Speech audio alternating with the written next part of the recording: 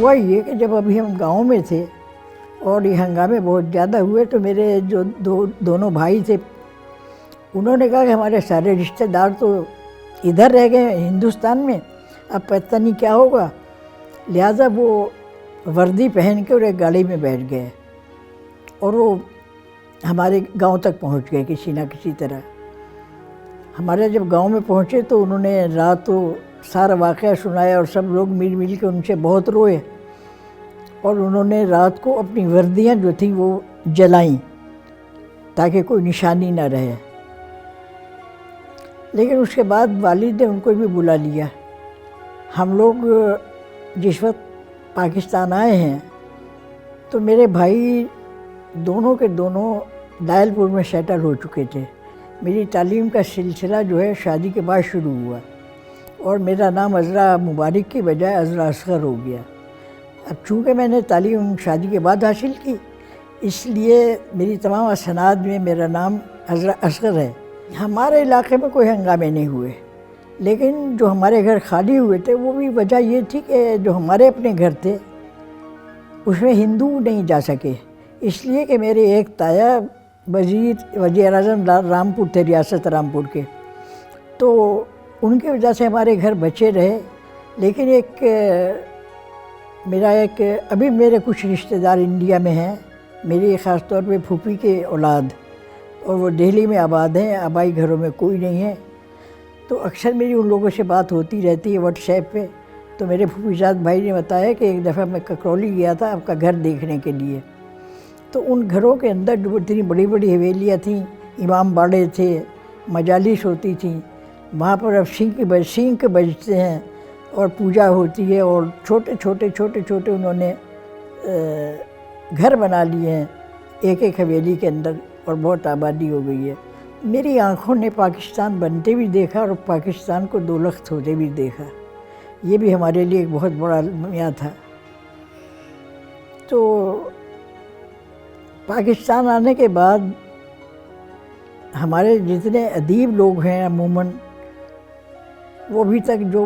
بڑی عمر میں آئے ان کو اپنا گاؤں اپنے شہر یاد آتے ہیں اور وہ ان میں بھی تذکرہ کرتے ہیں۔ آپ یقین کریں کہ میرے دل میں دو لوگوں کے لیے، دو قوموں کے لیے ابھی تک شدید نفرت ہے، ایک ہندو قوم اور ایک انگریز۔ اس لیے کہ میں نے جو تاریخ پڑھی یا جو کچھ دیکھا وہ سنا، وہ یہ تھا کہ انہوں نے بھی ہمارے یہاں ہندوستان میں جب یہ لوگ آئے ہیں تو زیادہ لوٹ مار مچائی، ہم لوگوں کو بڑا ذلیل و خوار کیا۔ اور اب بھی مجھے یہ افسوس ہے کہ ہمارے پاکستان میں بھی ہمارے بچے جو ہیں نئی نسل کے، وہ برٹش تاریخ پڑھتے ہیں، انہیں پاکستان کی تاریخ کا کچھ پتہ نہیں ہے۔ جب پاکستان کی تحریک چل رہی تھی سب لوگ مسلم لیگی تھے، چونکہ آبادی مکس تھی ہندوؤں کی اور مسلمانوں کی، اس لیے لوگ سہمے زیادہ رہتے تھے۔ اور ہمارے ہاں اس زمانے میں جب میرا بچپن تھا تو پردے کا اتنا دستور تھا کہ اگر ہماری خواتین، چونکہ بیل ٹانگے چلا کرتے تھے، ٹانگے کے اوپر پردے ڈالا کرتے تھے اور وہ اس کے باوجود برقع پہنا کرتی تھیں، اور جب وہ ٹانگیں بیٹھنے کے لیے جایا کرتی تھیں گلی میں ادھر سے ادھر تک چادریں روک کے پردہ کیا جاتا تھا کہ بیویاں گزر رہی ہیں کوئی ادھر نہ آئے۔ تو اس طریقے سے آتے تھے، اور اب ہم اللہ کا آپ دیکھ رہے ہیں کہ نہ پردہ ہے اور نہ وہ روایتیں ہیں۔ ہمارے جتنے وہاں کے ہندو تھے وہ ہم سے دب کے رہتے تھے، لیکن اس کے باوجود ہم لوگ سہمے رہتے تھے کہ کیا پتہ کس وقت۔ اب ہمارے مکان کے اوپر ایک تختی لگی ہوئی تھی سنگ مرمر کی، محمد منزل کے نام سے۔ بعد میں معلوم ہوا کہ وہ مکان جب خالی ہوا، میں نے ایک افسانہ بھی اس موضوع پہ لکھا تھا کہ مکان خود بولتا ہے، اور وہ بتاتا ہے کہ جب ہم لوگ چلے گئے تو وہاں پر ہندو آ کے آباد ہو گئے اور اس تختے کی جگہ اوم لکھا گیا، اور مکان کہتا ہے کہ اب جہاں پر مجالس ہوتی تھی اور کلام مجید کی تلاوت ہوا کرتی تھی، وہاں پر اب سینک بجتے ہیں اور پوجا پاٹ ہوتی ہے، اور میں روتا ہوں۔ لیکن ایک وقت ایسا آئے گا کہ جب یہ کچھ بھی نہیں ہوگا، لیکن میں رہ جاؤں گا اور میں اب اپنے پرکھوں کو یاد کرتا رہوں گا۔ تو وہاں پر جلوس جلسے تو نہیں نکلتے تھے، نہ ایسا ہوتا تھا، لیکن یہ ہے کہ چھپ چھپ کے پاکستان کی باتیں ہوتی تھیں اور پاکستان کو سراہا جاتا تھا، پاکستان کو۔ بلکہ ایسا ہوا کہ میری ایک رشتہ دار لدھیانے میں رہتی تھی، جب ہنگامے ہوئے تو ان کی ایک بیٹی اپنی خالہ کے گھر گئی ہوئی تھی لدھیانے میں، اور وہ لوگ خود اس کے والدین میمن میں تھے، میمن بھی وہاں کا ایک قصبہ تھا۔ تو وہ لڑکی جب آ رہی تھی اس کو اغوا کر لیا گیا۔ اس کی جو والدہ تھی ان کو میں نے پاکستان میں دیکھا اپنے ہوش میں کہ وہ اتنا روتی تھی، روتے روتے ان کی بینائی ختم ہو گئی تھی، لیکن وہ لڑکی مل نہیں سکی تھی۔ تو ایسا ماحول تھا۔ اور اس کے علاوہ سب سے بڑی بات یہ کہ میرے جو شوہر تھے وہ کرنال میں آباد تھے، ان کے قصبے کا نام بڈولی تھا اور وہاں جائیداد وغیرہ ان کی تھی، لیکن جمنا اس کے کنارے پہ، یعنی جمنا کی ڈھانگ پہ یہ قصبہ آباد تھا۔ تو ان کی ساری جو کھیتی باڑی اور زمینیں تھیں وہ بہہ جایا کرتی تھی، گھروں میں بھی نقصان پہنچتا تھا۔ تو یہ لوگ شفٹ کر گئے تھے کرنال،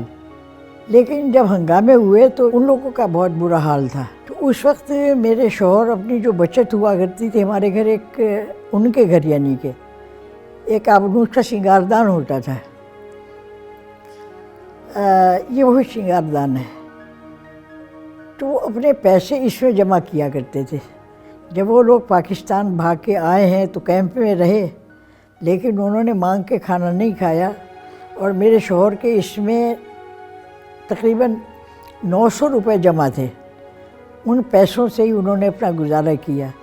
اور جب میرے خسر کو ہوش آیا تو انہوں نے کہا کہ میرا جو تکیہ تھا اس کے اندر 20,000 روپے سلے ہوئے تھے، میرا تکیہ وہاں رہ گیا۔ لیکن بہرحال کچھ میری ساس جارجٹ کے دوپٹے اور کچھ ایسی چیزیں بغل میں مار کر لے آئی تھیں، وہ کیمپ پہ انہوں نے بیچے اور کیا کیا کیا، اور گزر بسر ہوتی رہی۔ جب ان لوگوں کو وہاں سے نکالا گیا تو ہنگامے بڑے شدید تھے۔ یہ بتاتے تھے کہ ایک گھر میں سارے عزیز رشتہ دار جمع ہو گئے تھے، وہاں پر ایک بس بھیجی گئی، یعنی وہ جو فوجی تھے وہ لے کر آیا کرتے تھے کیا ہوتا تھا، تو انہوں نے ایک بس بھیجی تھی جس کے اندر یہ سب لوگ اس میں سوار ہوئے۔ تو میرے جو جیٹھ تھے وہ اس وقت میٹرک میں پڑھتے تھے، یعنی سب سے بڑے وہی تھے اور بڑے دلیر تھے۔ بعد میں وہ پاکستان آنے کے بعد سول اینڈ ملٹری گزٹ میں چیف رپورٹر رہے، لیکن اس وقت جب وہ بس میں تھے تو انہوں نے اس میں کئی بزرگ جو تھے وہ شہید ہو گئے، بیمار تھے اور کیا کیا تھے، تو ان کے پاس کوئی سرمایہ نہیں تھا، کوئی کفن دینے کو نہیں تھا، کاہے سے انہوں نے گڑھے کھودے۔ اور ایک بھائی صاحب بتایا کرتے تھے یعنی میرے جیٹھ کہ انہوں نے اپنی قمیص اتار کے اور ایک بزرگ کو کفن دیا اور اس کو گڑھے میں دبا دیا۔ تو اس کیفیت میں یہ لوگ پہنچے تھے۔ بلکہ یہاں پر جب میری شادی بھی ہو گئی تھی تو میری ساس بتایا کرتی تھی کہ ان کو اختلاج کا مرض ہو گیا تھا، وہ گھبرائی رہتی تھی کہ یہاں پر بھی کچھ ہو جائے گا، ہم پتہ نہیں یہاں رہیں گے یا نہیں رہیں گے، یا کہیں اور ہمیں جانا ہوگا یا کیا ہوگا۔